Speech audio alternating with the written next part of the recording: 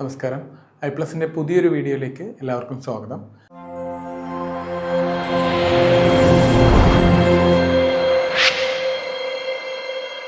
നമ്മളിപ്പോൾ ഡിസ്കസ് ചെയ്യാൻ പോകുന്ന ടോപ്പിക് എന്ന് പറയുന്നത് വയറിംഗ് ആണ്. വയറിംഗ് എന്നുള്ളത് എല്ലാവരും കേട്ടിട്ടുള്ള ഒരു ടേം തന്നെയാണ്. വയറിംഗ് എന്താണെന്നുള്ളത് അതായത് നമ്മുടെ വീട്ടിലെ അല്ലെങ്കിൽ നമ്മളൊരു ലൈറ്റ് ഓൺ ചെയ്യുന്നു, അല്ലെങ്കിൽ ഒരു ഫാൻ ഓൺ ചെയ്യുന്നു, എന്തെങ്കിലും ഒരു ഡിവൈസ് ഓൺ ചെയ്യുന്നു. നമ്മൾ ചെയ്യുന്നത് എന്താണ്? ഒരു സ്വിച്ചിൽ പ്രസ് ചെയ്യുക, ഇത്രേ ചെയ്യുന്നുള്ളൂ. പ്രസ് ചെയ്യുമ്പോൾ എന്ത് പറ്റും? വൈദ്യുതി കൃത്യമായിട്ട് ആ സ്വിച്ച് വഴി എങ്ങോട്ട് പോകും? ലൈറ്റിലേക്ക് പോയി, അല്ലെങ്കിൽ നമുക്ക് ഓൺ ചെയ്യേണ്ട എക്യുപ്മെൻ്റ് ഏതാണോ അതിലേക്ക് പോയി നമുക്ക് ആവശ്യത്തിനുള്ള റിസൾട്ട് എന്താണോ അത് നമുക്ക് കിട്ടുന്നുണ്ട്. ഇതാണ് ഈ ഒരു സിസ്റ്റം. ഇത് ഇത്ര ഈസി ആയിട്ട് നടക്കാൻ വേണ്ടി നമ്മളെ സഹായിക്കുന്ന ഒരു നെറ്റ്വർക്ക്, അല്ലെങ്കിൽ ഒരു ബിൽഡിങ്ങിലെ ഒരു കണക്ഷൻ അല്ലെങ്കിൽ ഒരു നെറ്റ്വർക്ക്. ഇതിനെയാണ് നമ്മൾ എന്തെന്ന് പറയുന്നത് വയറിംഗ് കൊണ്ട് ഉദ്ദേശിക്കുന്നത്. അപ്പോൾ എന്താണ് വയറിംഗ്, അതെങ്ങനെയൊക്കെ വയറിംഗ് ചെയ്യാം, എന്തൊക്കെ ചെയ്യാൻ പാടില്ല തുടങ്ങി കുറേ കാര്യങ്ങൾ നമ്മുടെ PSC എക്സാംസിന് റെഗുലറായിട്ട് നമ്മൾ ടെസ്റ്റ് ചെയ്യാറുണ്ട്. എന്തൊക്കെ ടൈപ്പ് വയറിംഗ് ആണ്, അതിൻ്റെ ഓരോന്നിൻ്റെ പ്രത്യേകതകൾ, ഇതെല്ലാം നമുക്ക് നോക്കണം.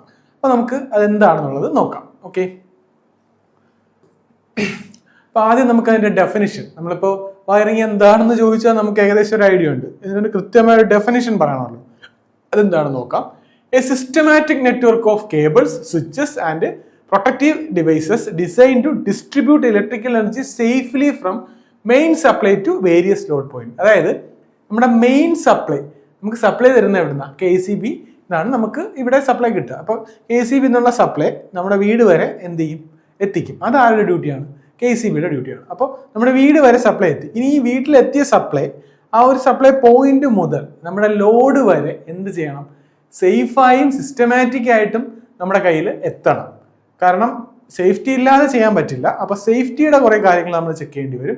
അതുപോലെ തന്നെ സിസ്റ്റമാറ്റിക് ആയിട്ടായിരിക്കണം അത് ലോഡ് പോയിന്റ് വരെ എത്തേണ്ടത്. അപ്പോൾ ഈ സിസ്റ്റമാറ്റിക് ആയിട്ടും സേഫായിട്ടും ഉള്ള ഡിസൈൻ ചെയ്തിട്ടുള്ള ഒരു network of cable, switches and protective device.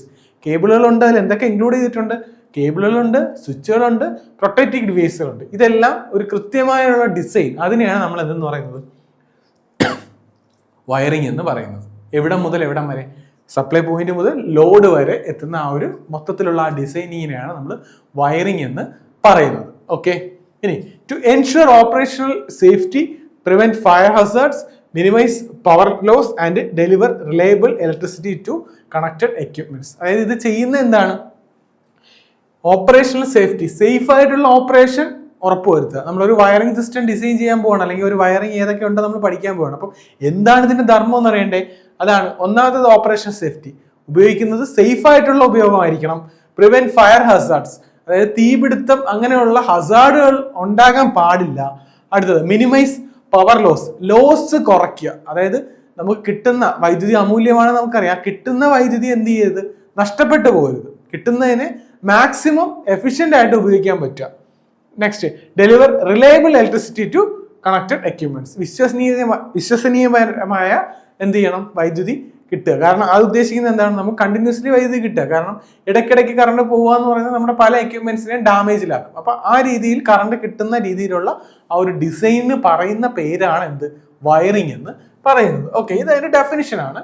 ഇനി the appropriate system to determine the എൻവയോൺമെന്റൽ conditions, moisture, chemical, temperature, required mechanical protection, expect load capacity and budget consider. എന്തൊക്കെ കാര്യങ്ങൾ ഒരു വയറിംഗ് തിരഞ്ഞെടുക്കുമ്പോൾ, അല്ലെങ്കിൽ ഏത് തരം വയറിംഗ് ആണ്, പലതരം വയറിംഗ് ഉണ്ട്, അതിനെപ്പറ്റി നമ്മൾ ഡിസ്കസ് ചെയ്യും. അപ്പോൾ ഈ പലതരം വയറിങ്ങുകളിൽ ഏത് വയറിംഗ് ആണ് നമ്മൾ സെലക്ട് ചെയ്യേണ്ടത് എന്നതിനെ ഡിപ്പെൻഡ് ചെയ്യുന്ന പല ഫാക്ടേഴ്സ് ഉണ്ട്. ഏതൊക്കെയുള്ള?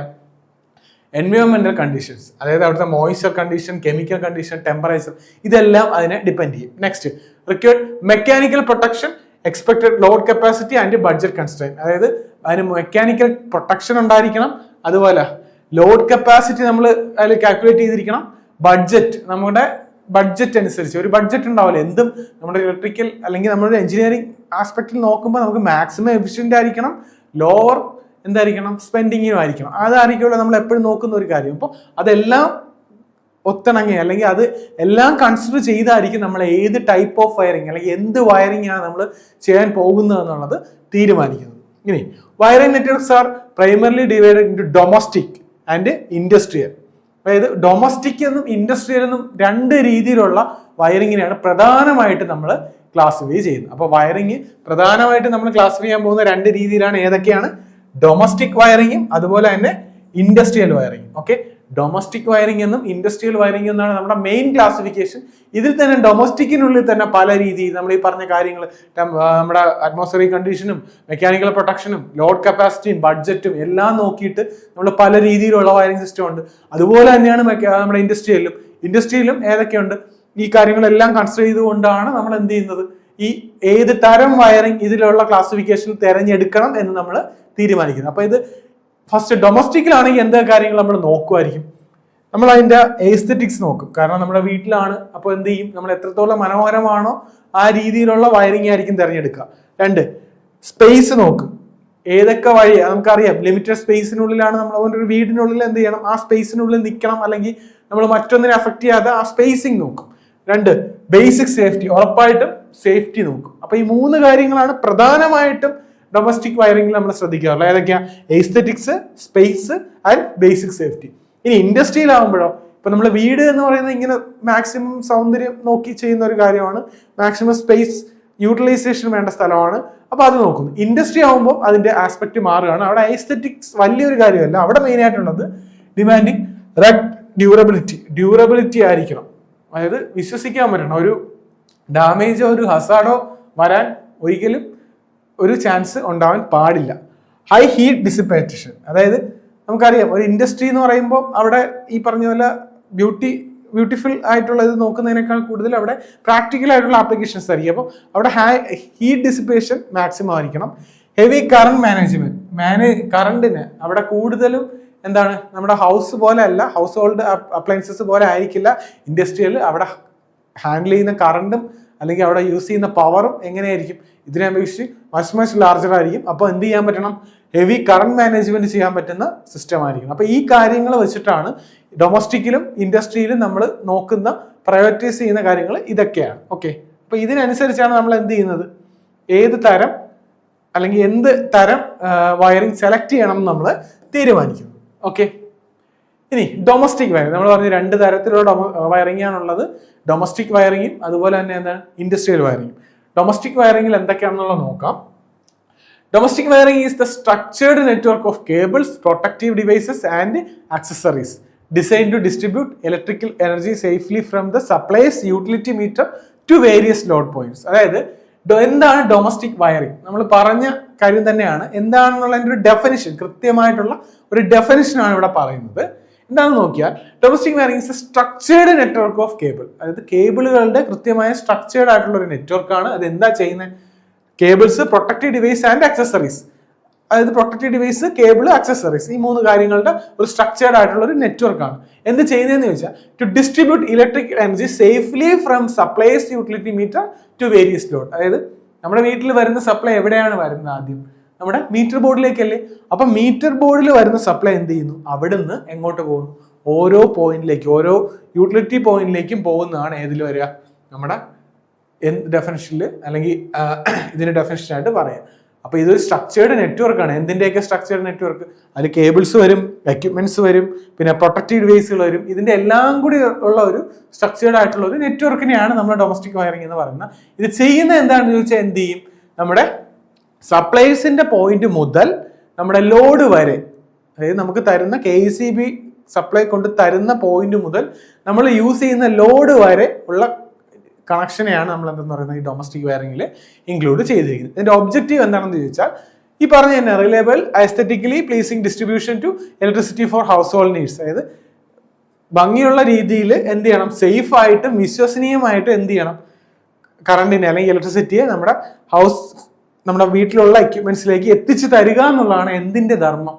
നമ്മുടെ ഡൊമസ്റ്റിക് വയറിംഗിന്റെ ഡ്യൂട്ടി എന്ന് പറയുന്നത്. എന്ത് ചെയ്യണം? Strictly minimising power loss and the risk of fire or electric shock. Electric ഷോക്കിൻ്റെത്, ഫയറിന്റെയും എല്ലാം ആ റിസ്കിനെ മിനിമൈസ് ചെയ്യുന്ന രീതിയിലായിരിക്കണം എന്ത് ചെയ്യേണ്ടത്? ഡൊമസ്റ്റിക് വയറിംഗ് ചെയ്യേണ്ടത്. നെക്സ്റ്റ് കമ്പോണൻസ് എന്തൊക്കെയാണെന്ന് നോക്കാം. ഡൊമസ്റ്റിക് വയറിംഗിനുള്ള components. A standard domestic system comprises with the energy meter, main isolation switch, distribution board, protective devices like MCB, RCCB, insulating cables, conduit and terminal accessories. ഓരോ device, ഓരോ നമ്മുടെ വയറിംഗിൽ include ചെയ്തിരിക്കുന്ന ഡിവൈസുകൾ ഏതൊക്കെയാണെന്നാണ് പറഞ്ഞിട്ടുള്ള ഏതൊക്കെയായിരുന്നു? Energy meter ആദ്യം വരുന്നത്, അതായത് നമ്മുടെ KECBയുടെ എൻഡിൽ നിന്ന് സപ്ലൈ വരുന്ന എവിടെയാണ്? നമ്മുടെ എനർജി മീറ്ററിലായിരിക്കും. എനർജി മീറ്റർ എവിടെയായിരിക്കും? പുറത്തായിരിക്കും. അത് നമ്മുടെ നിയറസ്റ്റ് കേബിളുമായിട്ട് അല്ലെങ്കിൽ നമ്മുടെ നിയറസ്റ്റ് പോസ്റ്റിൽ നിന്ന് കണക്ഷൻ നമ്മുടെ എൻഡ് വരെ എത്തുന്നത്. അതിലെ ഫ്യൂസ് വരെ ആയിരിക്കും ഏത് തരിക? എനർജി മീറ്ററിൽ വന്ന് എനർജി മീറ്ററിൽ നിന്ന് ഫ്യൂസ് വരെ ഏതായിരിക്കും? KECBയുടെ അതോറിറ്റി ആയിരിക്കും. അപ്പൊ അത് വരെയുള്ളത് KECBയിൽ നിന്ന് കിട്ടുന്നു. അപ്പൊ അതുണ്ട്. Next main isolation switch. ഈ ഫ്യൂസ് കഴിഞ്ഞിട്ട് എങ്ങോട്ടാ പോകുന്നത്? മെയിൻ സ്വിച്ചിലേക്കായിരിക്കും പോവുക. അതാണ് നമ്മുടെ വീട്ടിലേക്കുള്ള എൻട്രി പോയിന്റ് ആയിട്ട് വെക്കുക. അതായത് നമ്മുടെ KECBയുടെ ആ ഒരു എൻഡ് കഴിഞ്ഞു നമ്മളിലേക്ക് തരുമ്പോൾ നമ്മൾ ആദ്യം പോകുന്ന ഏത് വഴിയാണ്? മെയിൻ സ്വിച്ച് എന്ന് പറയുന്ന ആ ഐസൊലേഷൻ സ്വിച്ച് വഴിയായിരിക്കും പോവുക. അത് ഓൺ ചെയ്താലും ഓഫ് ചെയ്താലും നമുക്ക് എന്ത് ചെയ്യാം? നമ്മുടെ വീട്ടിലേക്കുള്ള ഫുൾ സപ്ലൈ കൺട്രോൾ ചെയ്യുന്നത് ആ ഒരു മെയിൻ സ്വിച്ച് ആയിരിക്കും. അവിടെ നിന്ന് എങ്ങോട്ടോ? Distribution board. അവിടെ നിന്ന് എങ്ങോട്ടാണ്? നമ്മുടെ വീട്ടിലുള്ള ഡിസ്ട്രിബ്യൂഷൻ ബോർഡ് എന്ന് പറയുന്ന ഒരു ബോർഡിനുള്ളിലേക്കാണ് ഈ സപ്ലൈ വരിക. കണ്ടിട്ടുണ്ടായിരിക്കും എല്ലാവരും. അതിനുള്ളിൽ വച്ചിരിക്കുന്ന പ്രൊട്ടക്റ്റഡ് ഡിവൈസുകളാണ് RCCB ഉണ്ടാവും, MCB ഉണ്ടാവും. RCCB അല്ലെങ്കിൽ ELCB. ഇപ്പൊ കോമൺ ആയിട്ട് നമ്മൾ യൂസ് ചെയ്യുന്ന RCCB ആണ്. RCCBയും MCBയും അതുപോലെയുള്ള പ്രൊട്ടക്റ്റീവ് എക്യുപ്മെന്റ്സ് എല്ലാം ഇൻക്ലൂഡ് ചെയ്തിരിക്കുന്ന എവിടെയാണ്? നമ്മുടെ ഡിസ്ട്രിബ്യൂഷൻ ബോർഡിലാണ്. ഓക്കെ, അപ്പൊ ഡിസ്ട്രിബ്യൂഷൻ ബോർഡിലെത്തി. അതിനുള്ളിലുണ്ട് എന്തൊക്കെ? MCB എന്ത് പ്രൊട്ടക്ഷൻ ആണ് തരുന്നത്? നമ്മുടെ ഓവർ കറണ്ട് അല്ലെങ്കിൽ ഷോർട്ട് സർക്യൂട്ട് കണ്ടീഷൻ ഉണ്ടാവുകയാണെങ്കിൽ നമുക്ക് പ്രൊട്ടക്ഷൻ തരുന്ന ഏതാണ്? MCB ആണ്, മിനിയേച്ചർ സർക്യൂട്ട് ബ്രേക്കർ ആണ്. ഇനി RCCB അല്ലെങ്കിൽ ELCB എന്താ ചെയ്യുന്നത്? RCCB അല്ലെങ്കിൽ ELCB ചെയ്യുന്നത് എർത്ത് ലീക്കേജിൽ നിന്നുള്ള പ്രൊട്ടക്ഷൻ ആണ് തരുന്നത്. അത് വർക്ക് ചെയ്യുന്ന മെത്തേഡ് രണ്ടാണ്, പക്ഷെ രണ്ട് നമുക്ക് തരുന്ന പ്രൊട്ടക്ഷൻ എങ്ങനെയാണ്? എർത്ത് ലീക്കേജിൽ നിന്നുള്ള പ്രൊട്ടക്ഷൻ ആണ് ഈ രണ്ടും തരിക. ഇനി insulated cables, conduits and terminal accessories. കേബിൾസും കോൺഡ്യൂട്ടും ടെർമിനൽ ആക്സസറീസും, അതായത് സ്വിച്ച്, സോക്കറ്റ്, ഇതെല്ലാം കൂടെ ചേർന്നുള്ള ഒരു കണക്ഷൻ. അതായത് DB വരെ എത്തി നമ്മുടെ മെയിൻ കണക്ഷൻ. DB എത്തി. DBക്കുള്ളിൽ നിന്ന് എന്ത് ചെയ്യും? സബ് സർക്യൂട്ടുകളായിട്ട് ഇത് പിരിഞ്ഞ് ഓരോ റൂമിലേക്കും ഓരോ സ്ഥലത്തേക്കും ഇത് പിരിഞ്ഞ് പോവാണ്. അത് അവിടെ നിന്ന് പിന്നെ കൺട്രോൾ ചെയ്യുന്നത് സ്വിച്ചുകളായിരിക്കും. സ്വിച്ചിൽ നിന്ന് നേരെ എങ്ങോട്ടാണ്? നമ്മുടെ മെയിൻ എക്യുപ്മെന്റ് ഏതാണോ അതിലേക്കായിരിക്കും പോവുക. ഓക്കെ, അപ്പൊ ഇത്രയാണ് അതിലുള്ള ആക്സസറീസ്. നമുക്ക് എല്ലാവർക്കും കണ്ടിട്ടുള്ളതും നമുക്ക് അറിയാവുന്നതുമായിട്ടുള്ള കാര്യം തന്നെയാണ്. ഒന്ന് ഓർമ്മിപ്പിച്ചെന്നേ ഉള്ളൂ. ഓക്കെ, അതിന്റെ ഒരു സ്ട്രക്ചറാണ് ഈ കാണിച്ചിട്ടുള്ളത്. മെയിൻ ആയിട്ട് നമ്മുടെ സർവീസ് പ്രൊവൈഡറിൽ നിന്നുള്ള ലൈൻ എവിടെ വരും? ലൈനും ന്യൂട്രലും എങ്ങോട്ട് വരും? നമ്മുടെ മെയിൻ ഫ്യൂസിലേക്ക് വരും. മെയിൻ ഫ്യൂസ് എന്ന് പറയുന്നത് നമ്മുടെ വീടിന്റെ പുറത്തുള്ള മെയിൻ ഫ്യൂസിലേക്ക് എത്തും. അവിടുന്ന് എനർജി മീറ്ററിൽ നിന്ന് എങ്ങോട്ടാണ്? മെയിൻ സ്വിച്ചിൽ നിന്ന് എവിടെയാണ്? നമ്മുടെ DBയിലേക്ക് പോകും. ഈ മെയിൻ സ്വിച്ച് ആണ് എന്ത് ചെയ്യുന്നത്? ഇതുവരെയും സാധാരണ എന്താണ്? എനർജി മീറ്റർ കഴിഞ്ഞിട്ട് ഒരു എന്തുണ്ടാവും? ഫ്യൂസ് ഉണ്ടാവും. ഫ്യൂസിന് ശേഷം മെയിൻ സ്വിച്ച് ഉണ്ടാവും. മെയിൻ സ്വിച്ച് ആണ് വീട്ടിലേക്കുള്ള ഫുൾ സപ്ലൈ കടന്നു പോകുന്നത് മെയിൻ സ്വിച്ച് വഴിയാണ്. അവിടെ നിന്ന് എങ്ങോട്ടാണ് പോകുന്നത്? അടുത്ത ഡിസ്ട്രിബ്യൂഷൻ ബോർഡ്. ഡിസ്ട്രിബ്യൂഷൻ ബോർഡിനുള്ള എന്തുണ്ട്? പ്രൊട്ടക്റ്റീവ് എക്യുപ്മെന്റ്സ് ഉണ്ട്. അതിനുശേഷമാണ് എങ്ങോട്ട് പോകുന്നത്? നമ്മുടെ ഓരോ സബ് സർക്യൂട്ടുകളിലേക്കും എക്യുപ്മെന്റ്സിലേക്കും പോകുന്നത്. ആ ഒരു ഐഡിയ ഓർത്തു വെക്കുക. ഇനി പ്രധാനപ്പെട്ട കാര്യമാണ്, ഇപ്പൊ നമ്മൾ സബ് സർക്യൂട്ട് ഡിവിഷൻ അല്ലെങ്കിൽ സബ് സർക്യൂട്ടുകളുണ്ട്. നമ്മുടെ ഒരു ഇപ്പോൾ ആലോചിച്ച് നോക്കുക. ഇപ്പൊ KECB എന്നുള്ള സപ്ലൈ വന്നു, നമ്മുടെ ഡിസ്ട്രിബ്യൂഷൻ ബോർഡ് വരെ എത്തി. ഇത് നമ്മൾ ഒറ്റ കണക്ഷൻ ആയിട്ടാണ് കൊടുക്കുക എന്ന് വിചാരിക്കുക. അങ്ങനെയാണെങ്കിൽ നമുക്ക് എന്ത് ചെയ്യാൻ പറ്റില്ല? ഈ കണ്ടക്ടറിന്റെ സൈസ്, ഈ കറണ്ട് എല്ലാം പാസ് ചെയ്യുന്ന കണ്ടക്ടറിന്റെ സൈസ് കൂടി പോകത്തില്ലേ? പിന്നെ അതുപോലെ നമുക്ക് ഒരു ഏരിയ മാത്രം ഐസൊലേറ്റ് ചെയ്യണം. എന്തെങ്കിലും ഒരു ഫോൾട്ട് ഉണ്ടായി, ഒരു ഡാമേജ് ഉണ്ടായി, അല്ലെങ്കിൽ ആ ഒരു ഏരിയയിലോട്ടുള്ള കറണ്ടിനെ മാത്രം നമുക്ക് എന്ത് ചെയ്യണം? സ്റ്റോപ്പ് ചെയ്യണം. അങ്ങനെയൊക്കെയുള്ള പർപ്പസ് വരുമ്പോൾ നമുക്ക് എന്തെങ്കിലും ചെയ്യാൻ പറ്റും? ടോട്ടൽ ഓഫ് ചെയ്യാനല്ലേ പറ്റൂ. പിന്നെ പ്രൊട്ടക്ഷൻ കൊടുക്കുന്ന എക്യുപ്മെന്റ്സും എന്ത് ചെയ്യണം? ഏത് ഏരിയയിലാണെന്ന് നമുക്ക് കുറച്ചും കൂടെ ഈസി ആയിട്ട് ഐഡന്റിഫൈ ചെയ്യണമെങ്കിൽ ഡിഫറെന്റ് ഏരിയയിലേക്ക് ഡിഫറെന്റ് പ്രൊട്ടക്റ്റീവ് എക്യുപ്മെന്റ് കൊടുക്കുന്നതല്ലേ ബെറ്റർ? അതിന്റെ അതിന്റെ റേറ്റിംഗ് അനുസരിച്ച്. അപ്പൊ ഇതൊക്കെ കൊണ്ടാണ് നമ്മൾ എന്ത് ചെയ്യുന്നത്? ഓരോ സബ് സർക്യൂട്ടുകളായിട്ട് ഡിവൈഡ് ചെയ്യും. നമ്മുടെ മെയിൻ സപ്ലൈ മീറ്റർ ബോർഡിലെത്തി. മീറ്റർ ബോർഡ് മുതൽ DB വരെ ഒരേ സപ്ലൈ, ഒരു ന്യൂട്രലും ഒരു ഫേസും തന്നെയായിരിക്കും ഉണ്ടായിരിക്കുക.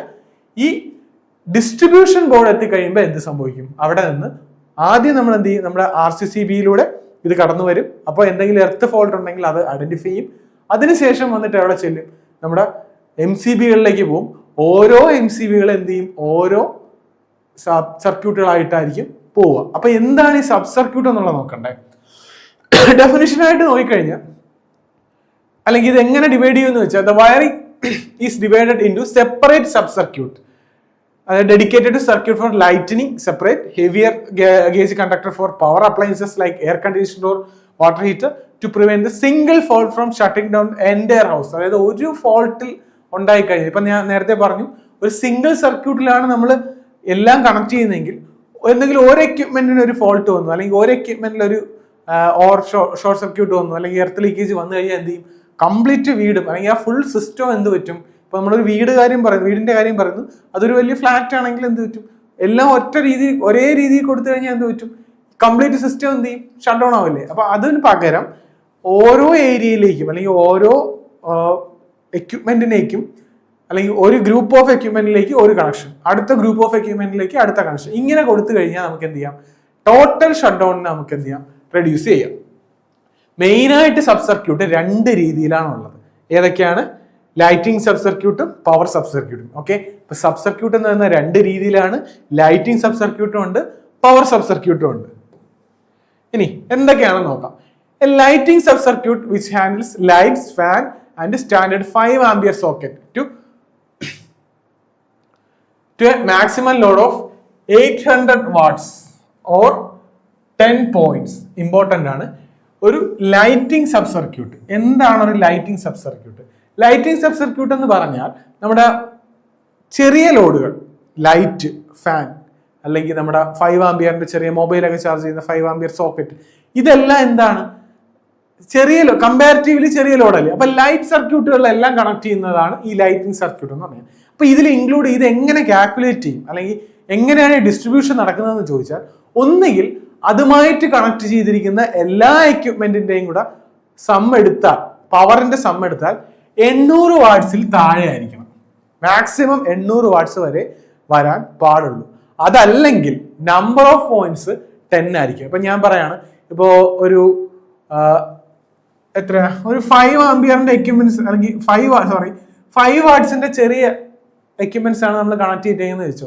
ചെറിയ LED പോലത്തെ 5 വാട്ട്സിനെയാണ് കണക്ട് ചെയ്തിരിക്കുന്നത്. അത് 10 ആകുമ്പോൾ എത്രേ ആവുന്നുള്ളൂ?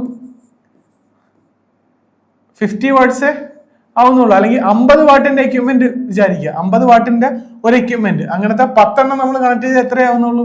500 വാട്ട്സേ ടോട്ടൽ ആവുന്നുള്ളൂ. ഓക്കെ, 500 വാട്ട്സേ ടോട്ടൽ ആവുന്നുള്ളൂ. ഇപ്പം 5 വാട്ടിന്റെ ലാമ്പാണ് വയ്ക്കുക, ചെറിയ LED ആണ് കണക്ട് ചെയ്തിട്ടുണ്ടെങ്കിൽ എത്രയേ വരുന്നുള്ളൂ? 10 പോയിന്റ് ആയത് ഇപ്പൊ 50 വരുന്നുള്ളൂ. പക്ഷേ എന്ത് ചെയ്യാൻ പാടില്ല? 10 മുകളിൽ പോയിന്റ് ഒരു സബ് സർക്യൂട്ടിൽ കണക്ട് ചെയ്യാൻ പാടില്ല. ഇനി ആലോചിച്ച് നോക്കാം, ഞാനൊരു 200 വാട്ടിന്റെ എന്തെങ്കിലും ഒരു ഡിവൈസ് വർക്ക് ചെയ്യുകയാണ്, അല്ലെങ്കിൽ 100 വാട്ടിന്റെ ബൾബ് ഇടുകയാണ്. 100 വാട്ടിന്റെ ബൾബ് ഞാൻ 10 ഇട്ട് കഴിഞ്ഞാൽ അവിടെ ടോട്ടൽ എത്രയായി? 1000 വാട്ട്സ് ആവുന്നു. 100 വാട്ട്സിന്റെ 10 ബൾബ് യൂസ് ചെയ്ത് 1000 വാട്ട്സ്. അത് അലൗഡ് ആണോ? അല്ല. ഒന്നുകിൽ 10 പോയിന്റ് അല്ലെങ്കിൽ 800 വാട്ട്സ്, ഇതിൽ ഏതാണോ ഫസ്റ്റ് എത്തുന്നത് അതുവരെ ആ ഒരു സബ് സർക്യൂട്ടിന് എന്ത് ചെയ്യാൻ പറ്റൂ? കണക്ഷൻ കൊടുക്കാൻ പറ്റൂ. അപ്പം ഇമ്പോർട്ടൻ്റ് ആയിട്ടുള്ള പോയിന്റ് ആണ്, ചോദിച്ചിട്ടുള്ളതാണ്. എന്തൊക്കെയായിരുന്നു? ഒരു ലൈറ്റിംഗ് സബ് സർക്യൂട്ടിൽ ഡിസൈൻ ചെയ്യുമ്പോൾ അത് ഏത് വരെ വേണം ഡിസൈൻ ചെയ്യാൻ? ഒന്നുകിൽ 800 വാട്ട് എത്തുക, അല്ലെങ്കിൽ 10 ഇലക്ട്രിക്കൽ പോയിന്റ്സ് എത്തുക. ഈ രണ്ടെണ്ണത്തിൽ ഏതാണോ ആദ്യം എത്തുന്നത് അതുവരെ ആയിരിക്കണം എന്ത് ചെയ്യേണ്ടത്? ഒരു ലൈറ്റിംഗ് സബ് സർക്യൂട്ട് നമ്മൾ ഡിസൈൻ ചെയ്യേണ്ടത്. ഇനി പവർ സബ് സർക്യൂട്ട് എന്താണെന്ന് നോക്കാം. പവർ സബ് സർക്യൂട്ട് എന്ന് പറഞ്ഞാൽ കുറച്ചും കൂടെ ഹെവി ഡ്യൂട്ടി ആയിട്ടുള്ള ഇലക്ട്രിക് എക്യുപ്മെന്റ്സ്. ഇപ്പൊ നമ്മൾ ലൈറ്റ്, ഫാൻ ഒക്കെ പറഞ്ഞതിന് പകരം ഇപ്പൊ നമ്മൾ വാഷിംഗ് മെഷീൻ എടുക്കുന്നു, ഹീറ്റർ എടുക്കുന്നു, AC എടുക്കുന്നു, ഇതെല്ലാം എന്തിലാണ് വരുന്നത്? ഹെവി ഡ്യൂട്ടി അപ്ലയൻസസ് ആയിട്ടാണ് കാൽക്കുലേറ്റ് ചെയ്യുക. അപ്പൊ പവർ സബ് സർക്യൂട്ട് എന്താണെന്ന് ചോദിച്ചാൽ, ഹെവി ഡ്യൂട്ടി അപ്ലയൻസസിന് വേണ്ടിയിട്ടാണ് നമ്മൾ എന്ത് ചെയ്യുന്നത്? പവർ സബ് സർക്യൂട്ട് കൊടുക്കുക. വാട്ടർ ഹീറ്റർ, എയർ കണ്ടീഷണർ, ഇതൊക്കെ എന്താണ്? ഒരു ഹെവി ഡ്യൂട്ടി എക്യുപ്മെന്റ്സ് ആണ്. അപ്പൊ എന്ത് ചെയ്യും? ഒന്നുകിൽ ഇത് ഡിസൈൻ ചെയ്യുമ്പോൾ നമ്മൾ നോക്കേണ്ട പോയിന്റ്സ്, ഒന്നുകിൽ ടോട്ടൽ വാട്ടേജ്, ഒരു സബ് സർക്യൂട്ടിലുള്ള ടോട്ടൽ വാട്ടേജ് 3000 വാട്ട് ആയിരിക്കണം, അല്ലെങ്കിൽ 2 ഹൈ കറണ്ട് പോയിന്റ്സ്. ഇതിൽ ഏതാണോ ആദ്യം എത്തുന്നത് അതുവരെ ആയിരിക്കണം എന്തിന്റെ ഡിസൈൻ? നമ്മുടെ പവർ സബ് സർക്യൂട്ടിന്റെ ഡിസൈനിങ്ങിൽ നമ്മൾ ശ്രദ്ധിക്കേണ്ടത്. അപ്പൊ എന്തൊക്കെയായിരുന്നു? ഒന്നുകിൽ 3000 വാട്ട്സ്, അല്ലെങ്കിൽ 2 പോയിന്റ്. ഇതിൽ ഏതാണ് ആദ്യം എത്തുക അതുവരെ ആയിരിക്കണം എന്ത് നോക്കേണ്ടത്? നമ്മളൊരു ഡൊമസ്റ്റിക്കിലെ എന്താണ് പവർ സബ് സർക്യൂട്ട് നോക്കേണ്ടത്. ഇപ്പൊ എക്സാമ്പിൾ ആയിട്ട് പറയാണ്, ഞാനിപ്പോ ഒരു 2000 വാട്ട്സിന്റെ ഹീറ്റർ വാങ്ങിയെന്ന് വിചാരിക്കുക. അങ്ങനത്തെ 2 ഹീറ്റർ ഉണ്ട് എൻ്റെ കയ്യിൽ. അപ്പൊ 2000 വാട്ട്സിന്റെ 2 ഹീറ്റർ എടുക്കുമ്പോൾ പോയിന്റ് നോക്കുമ്പോൾ 2 പോയിന്റ് എത്തുന്നുള്ളൂ. പക്ഷെ വാട്ടേജ് കൂട്ടി എത്ര കിട്ടി? 2000 എത്രയായി? 4000 ആയി. അപ്പൊ 4000 വാട്ട് നമുക്ക് ഉപയോഗിക്കാൻ പറ്റുമോ? ഇല്ല. അവിടെ ഒരു ഡിവൈസ് എനിക്ക് അതിൽ കണക്ട് ചെയ്യാൻ പറ്റൂ. അപ്പൊ ചോദിക്കുക 2 പോയിന്റ് ഇല്ലേന്ന്. 2 പോയിന്റ് അല്ല, അവിടെ നമ്മൾ നോക്കുമ്പോൾ ഫസ്റ്റ് 2 എണ്ണം കണക്ട് ചെയ്യുമ്പോൾ തന്നെ എന്തായി 3000 എക്സീഡ് ആയി കഴിഞ്ഞു. ഒരിക്കലും എന്ത് ചെയ്യാൻ പറ്റില്ല, അതിൽ നമുക്ക് കണക്ട് ചെയ്യാൻ പറ്റില്ല. ഇനി തിരിച്ച് എന്നെ ഇപ്പോ 1000 വാട്ട്സിന്റെ ഒരു 1 കിലോ വാട്ടിന്റെ ഹീറ്ററാണ് ഞാൻ വാങ്ങിയെന്ന് ഇരിക്കുന്നത്. അങ്ങനത്തെ 3 ഹീറ്റർ ഞാൻ കണക്ട് ചെയ്യാന്ന് വിചാരിക്കാം. അപ്പൊ നോക്കുമ്പോൾ എത്രയാ? 3000 വാട്ട്സേ ആയിട്ടുള്ളൂ. പക്ഷെ കണക്ട് ചെയ്യാൻ പറ്റുമോ? ഇല്ല.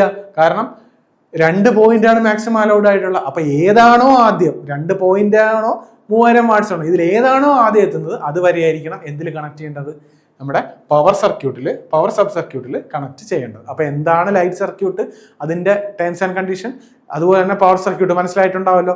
ലൈറ്റ് ഡിവൈസുകൾ അല്ലെങ്കിൽ ചെറിയ പവർ കൺസ്യൂം ചെയ്യുന്ന എക്യുപ്മെന്റ്സിനെ കണക്ട് ചെയ്യുന്ന പോയിന്റുകളാണ് ഏത്? നമ്മുടെ ലൈറ്റ് സബ് സർക്യൂട്ട് എന്ന് പറയുന്നത്. അതിന്റെ ഒരു ക്രൈറ്റീരിയ എങ്ങനെയാണ്? ഒന്നുകിൽ 10 പോയിന്റ്സ് അല്ലെങ്കിൽ 800 വാട്ട്സ്. ഇതിൽ ഏതാണോ ആദ്യം എത്തുന്നത് അതാണ് നമ്മൾ സെലക്ട് ചെയ്യുക. ഇനി പവർ ഡിവൈസുകൾ അല്ലെങ്കിൽ നമ്മുടെ ഹെവി ഡ്യൂട്ടി ആയിട്ടുള്ള എക്യുപ്മെന്റ്സ് കണക്ട് ചെയ്യുന്ന എന്താണ് സർക്യൂട്ടിന് നമ്മൾ പറയുന്ന പേരാണ് ഏത്? പവർ സബ് സർക്യൂട്ട് എന്ന്. അതിന്റെ ലിമിറ്റേഷൻസ് ഏതാണ്? ഒന്നുകിൽ 2 പോയിന്റ്സ് അല്ലെങ്കിൽ 3000 വാട്ട്സ്. ഓക്കെ, ക്ലിയർ ആണല്ലോ? ഈ നമ്പേഴ്സ് കൃത്യമായിട്ട് നമ്മൾ ഓർത്തിരിക്കുക. അടുത്ത main switch board and distribution board must be installed at a height of. ഇത് നമ്മൾ കുറച്ച് റൂൾസിനെ പറ്റിയാണ് ഇനി പറയാൻ പോകുന്നത്. അതായത് IE റൂൾസ് നമ്മൾ പറഞ്ഞു, ഇന്ത്യൻ ഇലക്ട്രിസിറ്റി റൂളുകളുണ്ട്. അത് പ്രകാരമാണ് നമ്മൾ ഈ എല്ലാം ഇലക്ട്രിസിറ്റിയുമായി ബന്ധപ്പെട്ടുള്ള എല്ലാ കാര്യങ്ങളും നമ്മൾ ഡിഫൈൻ ചെയ്യുന്ന ഏതാണ്? IE റൂളുമായിട്ട് റിലേറ്റ് ചെയ്തതാണ്. അപ്പൊ IE റൂളിൽ നോക്കുമ്പോൾ നമ്മുടെ ഈ വയറിങ്ങുമായി റിലേറ്റ് ചെയ്ത IE റൂൾ പ്രധാനമായിട്ട് എക്സാമിന് ചോദിക്കുന്ന ഒരു നല്ല ക്വസ്റ്റ്യൻസ് ആണ്. അപ്പോൾ IE റൂൾ നമ്മുടെ വയറിങ്ങുമായിട്ട് എന്തൊക്കെ കാര്യങ്ങൾ പറയുന്നു എന്നുള്ളത് നമുക്കൊന്ന് നോക്കാം. അപ്പോൾ പറയുന്നതെന്ന് പറഞ്ഞാൽ ഹൈറ്റും അല്ലെങ്കിൽ ക്ലിയറൻസിനെ പറ്റി പറയുന്ന കാര്യങ്ങളാണ്. ഒന്നാമത് മെയിൻ സ്വിച്ച് ബോർഡും ഡിസ്ട്രിബ്യൂഷൻ ബോർഡും എത്ര ഹൈറ്റിലായിരിക്കണം? Must be installed at a height of 1.5 metre. ഒരു 1.5 മീറ്ററിന്റെ ഹൈറ്റിലായിരിക്കണം എന്ത് വേണ്ടത്? ഫ്ലോർ ലെവലിൽ നിന്ന് 1.5 മീറ്റർ ഹൈറ്റിലായിരിക്കണം എന്ത് വയ്ക്കേണ്ടത്?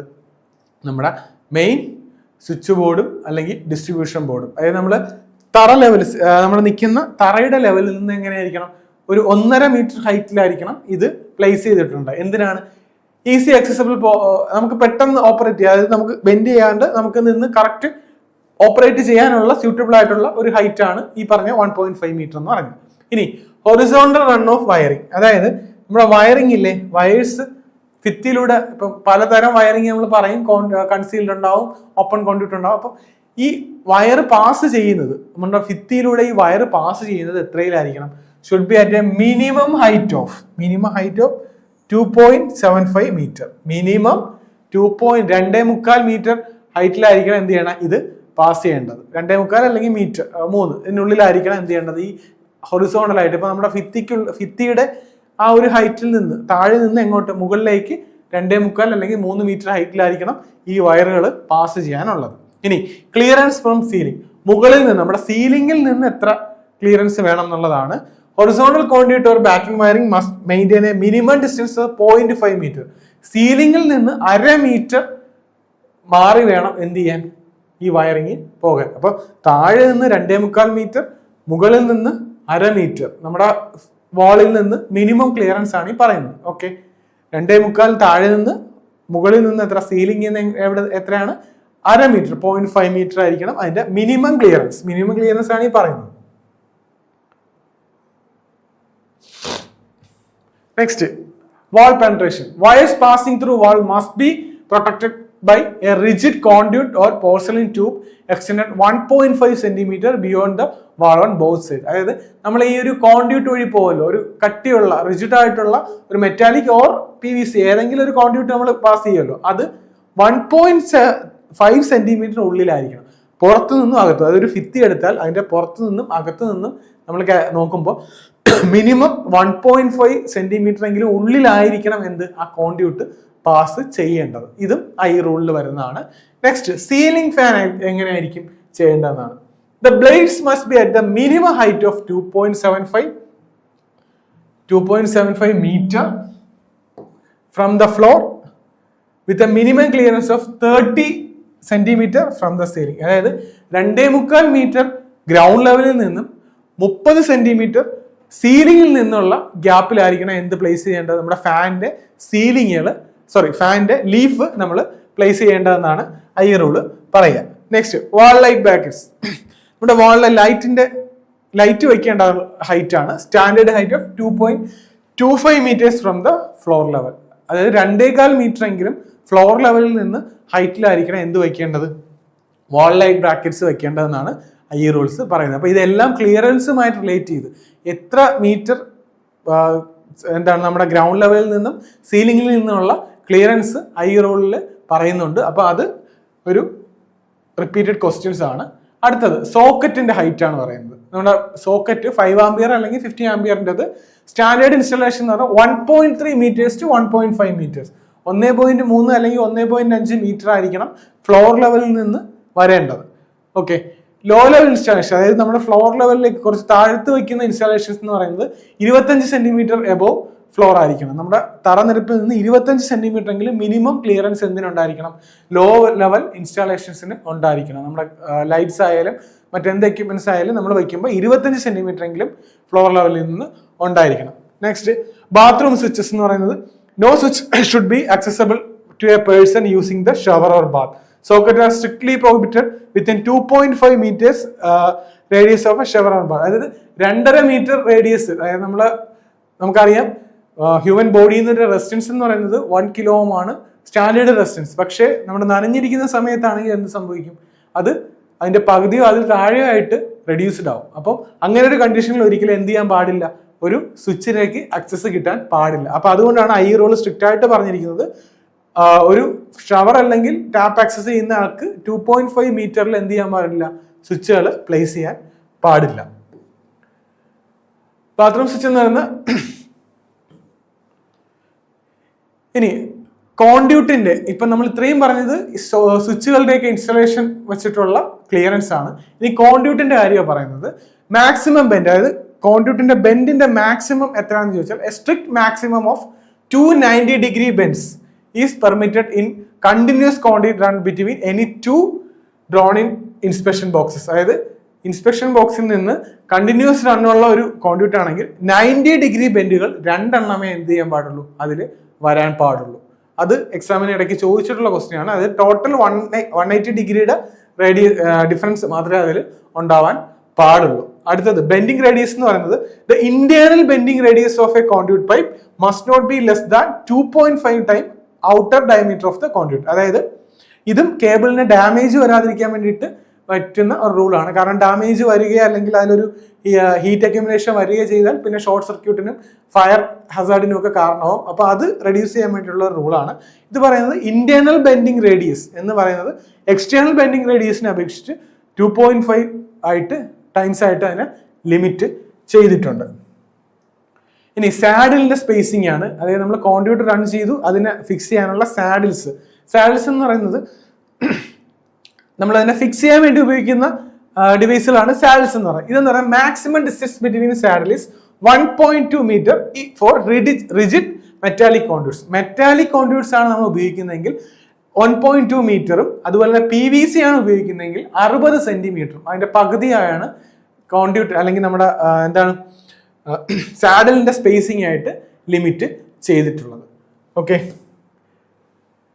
എഡ്ജ് റിമൈനിങ്, അതായത് നമ്മളിപ്പോ കട്ട് ചെയ്യുന്ന ഒരു മെറ്റാലിക് കോൺഡ്യൂട്ട് കട്ട് ചെയ്യുകയാണെങ്കിൽ എന്ത് ചെയ്തിരിക്കണം, എഡ്ജ് കൃത്യമായിട്ട് അതിന് ഷാർപ്നെസ് ഇല്ലാണ്ടായിരിക്കണം. അത് നമ്മുടെ സേഫ്റ്റിയാണ് റിലേറ്റ് ചെയ്തിട്ടുള്ള റൂളാണ്.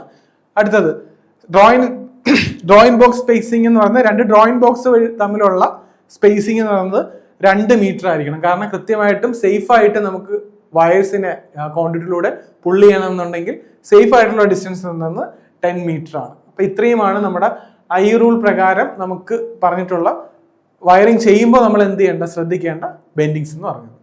അപ്പോൾ മറ്റൊരു വീഡിയോയിൽ വീണ്ടും കാണാം. Thank you.